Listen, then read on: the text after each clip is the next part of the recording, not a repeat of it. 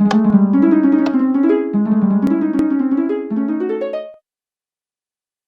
んにちは、テリーです。こんばんは、ゆっくりです。ご視聴ありがとうございます。ありがとね。さて前回は、ようやく山岳プラス M を見つけたところまでです。これでついに普通の気候のメジャーなバイオームはコンプリート。気分的にはだいぶ楽になりました。まあ、これからが本当にきついかもしれないけどね。さて、久々の節目なので状況を整理してみます。これまで見つけたバイオームは42種類、残ったバイオームは15種類です。さてまず未発見のメガタイガ系ですが、普通のバイオームが2つ、突然変異が2つです。ボドゾルという土のようなブロックがあるそうですから、地図では森林に土の色が混ざって見えるはずです。次にキノコバイオーム系ですが、普通のバイオームが2つなので、キノコ島を1箇所見つけられれば両方見つかるでしょう。まずは広大な海洋バイオームを見つけないとね。いつ見つかってもいいように、地図の材料のサトウキビは相当量確保してます。さて次は未発見のメサです。普通のバイオームが3つ、突然変異が3つ、しかもメサ自体がどうやらレアっぽいです。これ、下手するとメサの突然変異だけで何十時間かな。そこが怖いところなんです。この点については後で触れます。さて次はジャングルですが、残ったのは突然変異が2つです。ジャングルは北の方に広がっていそうですので、そこで見つかればいいですね。最後に凍ったタイガ M ですが、凍ったタイガ自体はそれほどレアではなさそうなので、M が見つかるのは時間の問題と考えてます。さて、地図はこんな感じですね。ジャングルは北に、寒い気候は北西と東の隅に見えています。この感じだと、ジャングル探索は11枚目の地図になるのかな。今のところその予定です。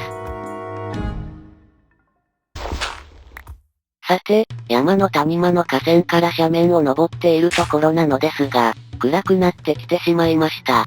モブが湧いて落とされたりしたらシャレになりませんので焦ってます。なんとか越えられました。今度からは登り始める前に時計を見るよう注意します。ようやく山岳を抜けて、地図南西端まで着きました。前回海を埋めていた時にオットセイっぽいのが見えたところまで来ました。お、溶岩と水の二刀流も見えてきました。真正面からだと細長いんですね。前は海の方から見ましたが反対側に回り込んでみます。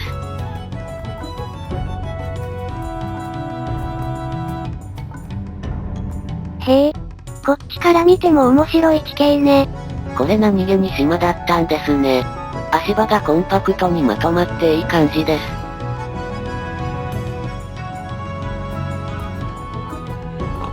お、今度はヘビっぽいのが山の脇に隠れてます。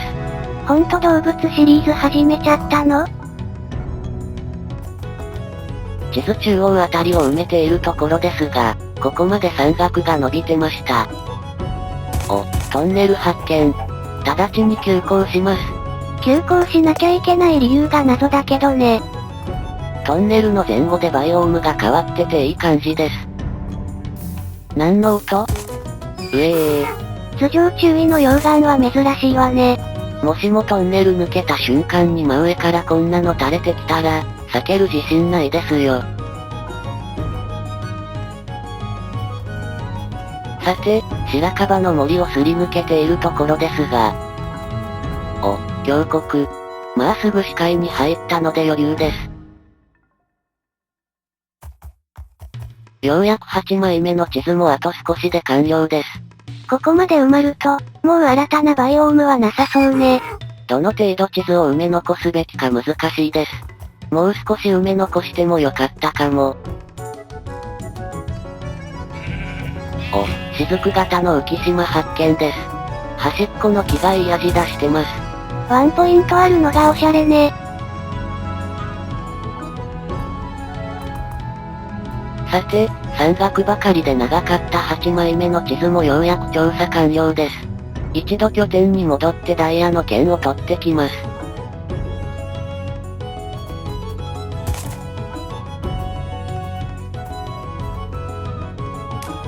わぁ。手前の穴は意識して避けてたのですが。なかなかいい罠ね。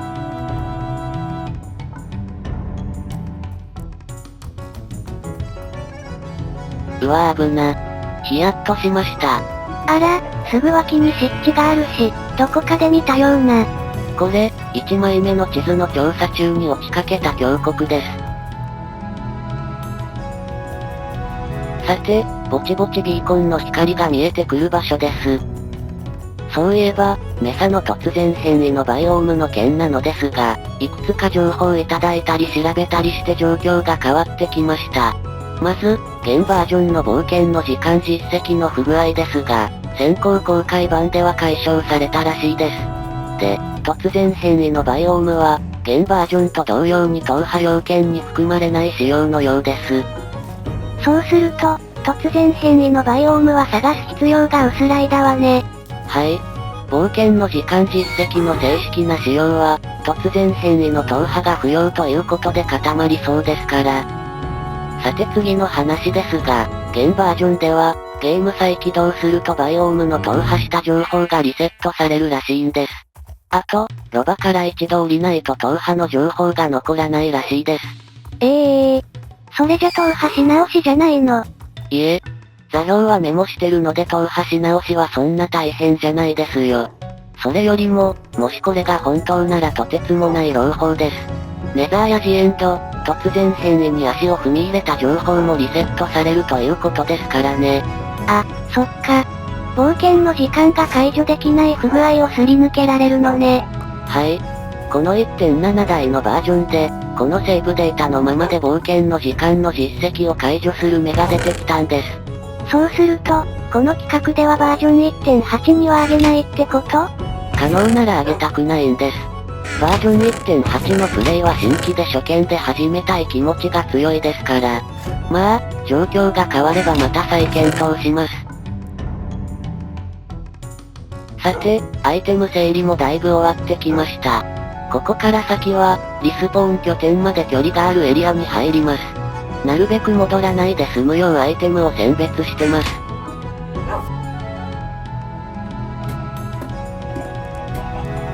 久々に地下に降りてきました。地下に蓄えた資源もなるべく地上に移します。さて、ダメージ増加3のダイヤの剣を持ってた記憶があったのですが、なんでかないんです。プレイ中は、なんでないのかどうしても思い出せなかったので、過去の動画を見てみたら、エンダードラゴン討伐で奈落に落ちてロストしてましたね。なかったことにしちゃダメでしょうに。さて地上に戻ってきました。今手持ちのレコードと馬鎧、それにエンチャントの本はこんな感じです。皮は3つしかないですが、さて何を飾りましょうか。金の人参も目いっぱい作っておきました。人参がだいぶ少なくなってきたので、ワンスタックバカシ村で補充するのもありですね。野菜泥棒じゃないの。いえ、補充です。さて、ぼちぼちアイテム整理完了。額縁を作ります。ちなみにこの棒は壊れた船から回収したものです。密かに有効活用しているのね。ちょうど良いところに白樺の木があるし、ここに額縁を飾ることにします。よし。あとは飾るものですが、熊の実と、ネザースター、それにドラゴンの卵にしましょうか。他に飾るものってあったの？ウィッチの小屋の植木鉢とかありますよ。よいしょ。熊の実が一番上なの？もちろんです。あとはワールドに一つしかないドラゴンの卵、最後にネザースターの順ですね。いいんじゃないでしょうか。ドラゴンの卵がただの黒ね。さて30分ほどかかりましたが、冒険の時間に復帰します。星の1で位置調整用の地図を作って、次のように地図11枚目まで調べていく予定です。ずっと渦巻き状に調べていくの？いえ、12枚目以降は臨機応変に調べる方面を決めます。さて、リスポーン拠点から17分で、位置調整用の地図の作成ポイントに着きました。この距離だと拠点まで往復するだけで30分超えてしまいますね。ここから先は気軽に拠点に立ち寄ることができなくなります。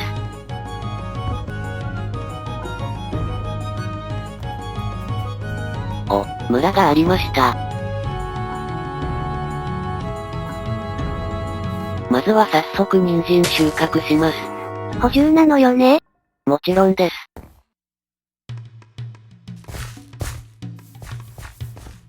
おおすごい。きちんと家畜を飼ってる家は初めて見ました。ピンポイントでスポーンした豚さんがすごいわね。